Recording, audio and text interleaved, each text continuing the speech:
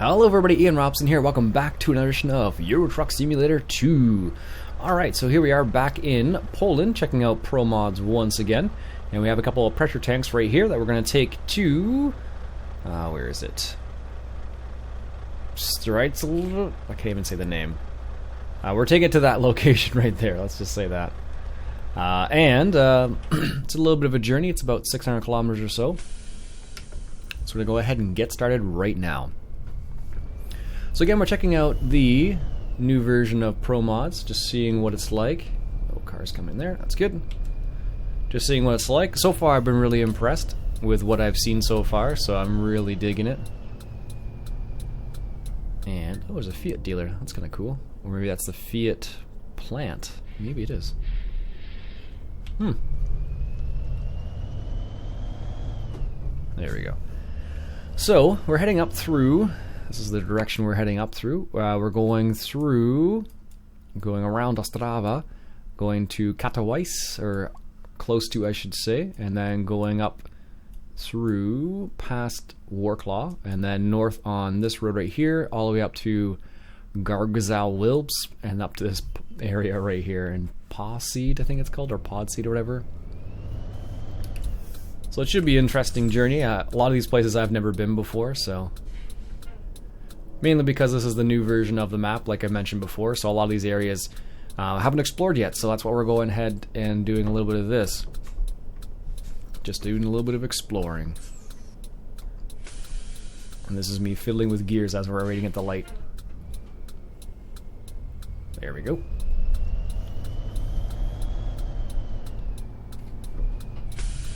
Again, paying attention to that little light there is interesting.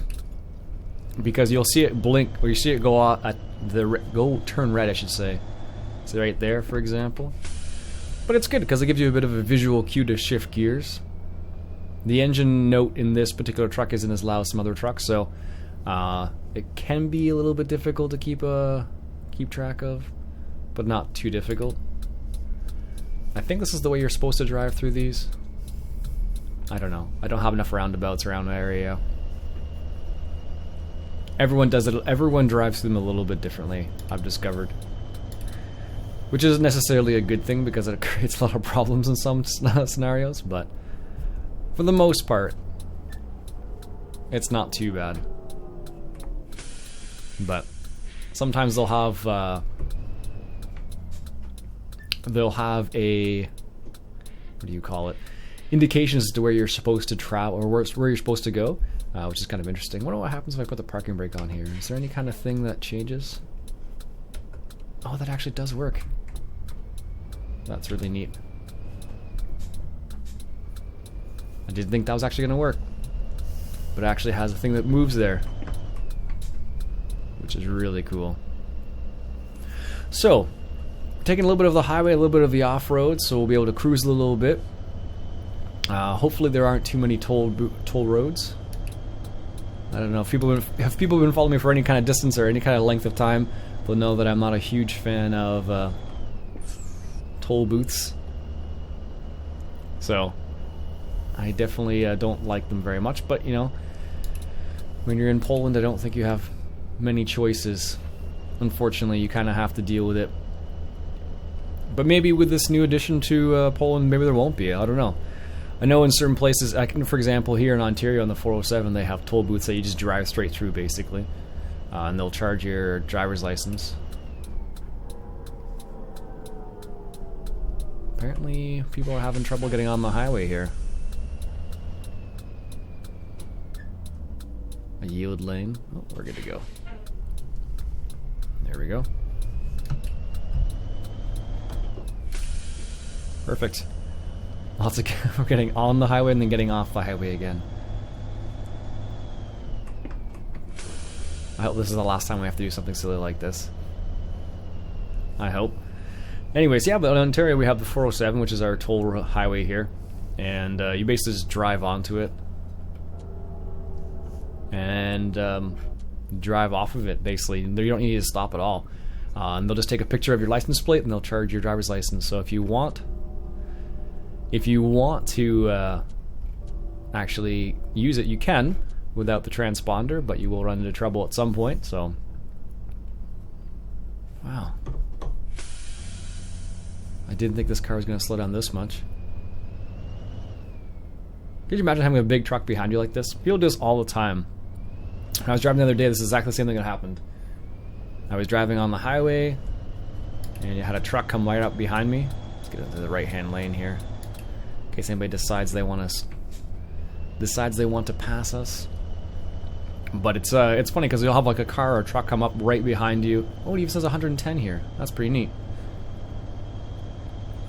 And because of that, you'll be like, you know, should I go forward? Should I go faster? Should I go slower? Technically, you're not supposed to increase speed, but even when you're passing somebody, I don't think you're supposed to increase your speed technically.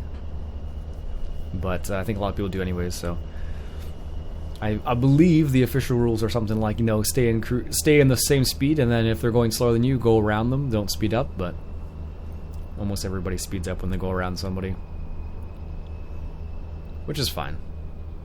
But I don't know, maybe you get into trouble these days for doing stuff like that. Oh, we're turning... Where on earth is it taking us? Like, seriously. Most ridiculous pathway ever, it feels like.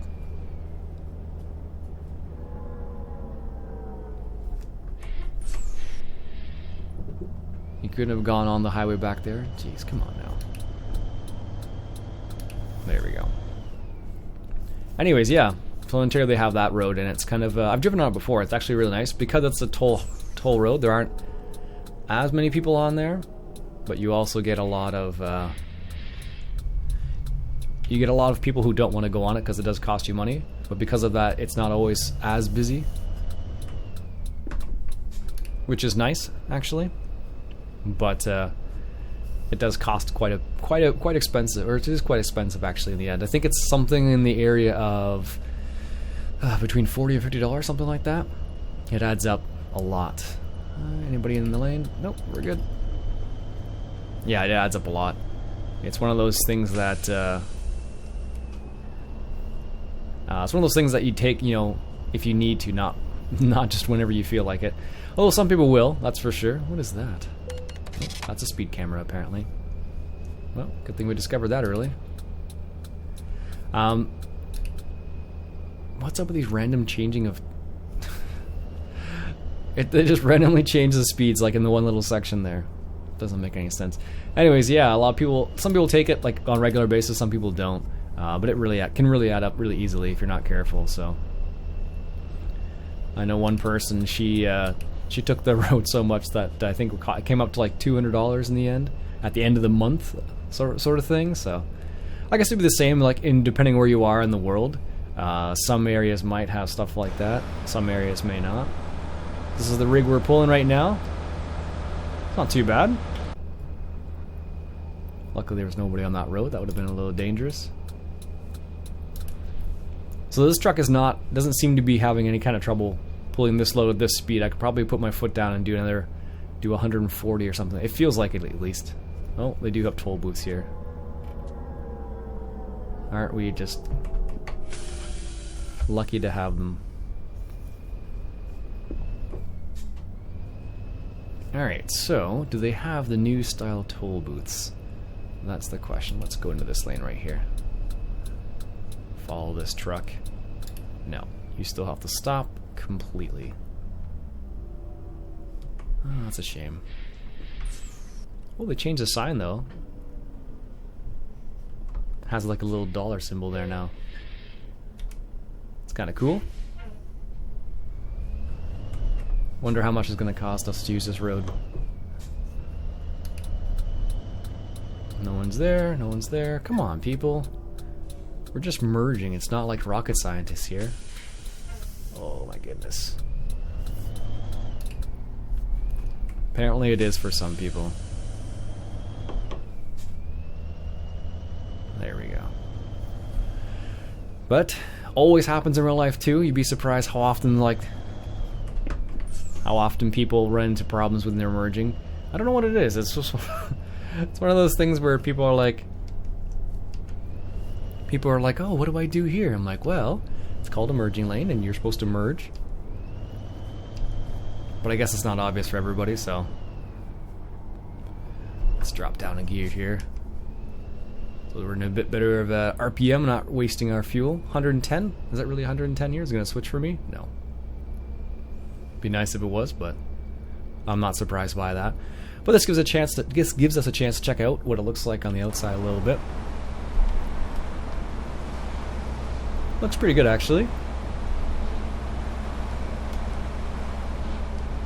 I think they did a pretty good job, actually, on this little area. Like, so far, from what I've seen, I'm really digging what the changes they've made so far, so I can't complain at all. I suspect I may put a couple hours in here and there on messing around this map, just seeing what's out there. Apparently, they redid a bit of Germany as well, which I really like. Germany is one of my favorite places to drive in this game, so it's good to hear that they've redone a little bit to make it a bit better, or even better than it already is for me, at least. So. Let's get ahead of this guy here. Put our foot down a little bit. There we go. Perfect. I don't know what the speed is now. It's funny, I don't know why they don't have like a... So it shows your current speed but doesn't show your cruise level. Whatever. I don't know why it's like that. Maybe it would if I found like a different button.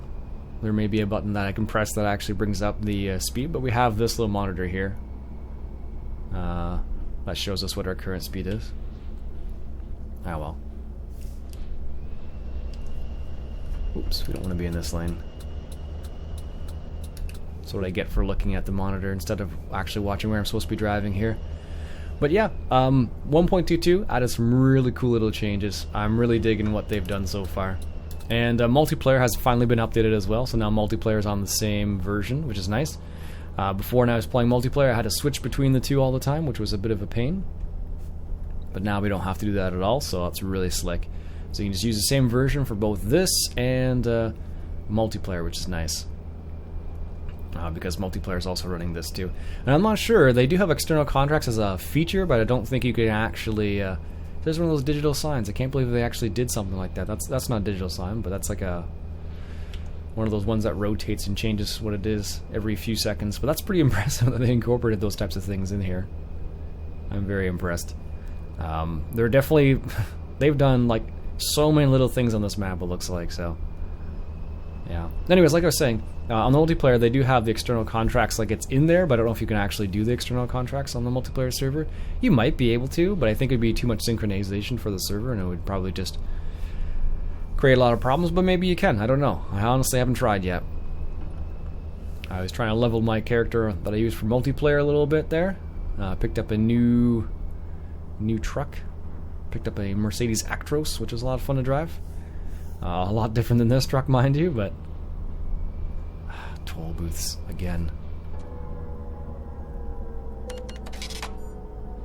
Here I am slowing down and I get a speeding offense. Oh well. The Jake brake. The light comes on, but it doesn't sound like there's anything actually happening. Which is a bit unfortunate. It'd be nice if it actually had a good sound, but 11 euros or $11. Maybe they'll know how to merge this time. Let's see. No. Give them enough space, apparently they do. That's good. There we go. A little bit of lag there. So far it's been pretty smooth for me, even with recording. It hasn't been too bad. I think it depends on what your system is at, or what your system is. Because like I said, I haven't had any problems personally. Doesn't mean I won't run into problems, just means I haven't run into any yet. So keep that in mind. Now we're going straight. We're not taking that collector's lane, it looks like. Actually, if you're ever driving the 401, like around Toronto area, and you're in the collectors versus express, oh man. Especially during peak hours, you feel like a race car driver trying to like navigate around the people there. It's nuts. Because people are coming into the lane, people are going out. Oh, it's crazy sometimes. Alright, what do we got up here? we're going... Oh, wow. This is different. We're going straight through here.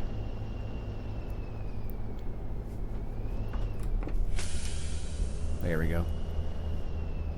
That'll probably be a bit better for our gas. Downshifting.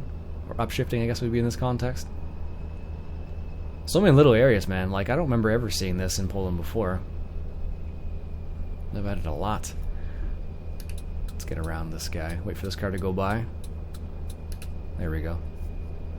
It's even going bobtail there. And we're still passing him. It's embarrassing for him.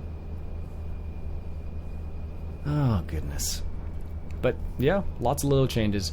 So there were external contracts. It'd be interesting to see whether they actually worked with the multiplayer. Because then you could explore a little bit of the map, do a couple quick jobs, move around a little bit, see what's what and who's who sort of thing. So it could be quite good in some scenarios to explore parts of the map that you haven't been before, or maybe an easy way of getting to locations that you haven't been and buying garages there and whatnot. So lots of possibilities. I like this truck. There's a couple little things I don't like about it. The Jake brake being one of them, because it doesn't make any kind of significant sound, and maybe the new ones don't. I don't know. Maybe that's, maybe that's the way it's supposed to be now, but it's depressing coming from the 389 into this. Because the 389 has a gorgeous Jake brake sound, but this one has a, this is what it is. Yeah. Can't hear anything. But it works. But it's just depressing in comparison, that's all. Makes me a bit sad. But this truck's, yeah, this truck has some nice little functions. I didn't see that you could change the chassis a little. You couldn't change it as much as the other truck. You could leave it as this, but you could move where the hitch actually was, like the saddle for the trailers. You could move it like forward or backwards and stuff. So if you wanted to adjust it for the way you drive, or where you're driving, perhaps. This is our turn here. Coming on the back roads.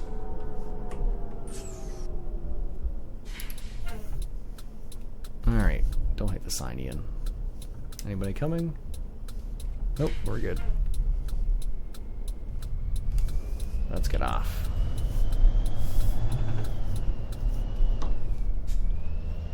This is where situations like that is where it would be nice to have track IR. Just look back and forth quickly and then go.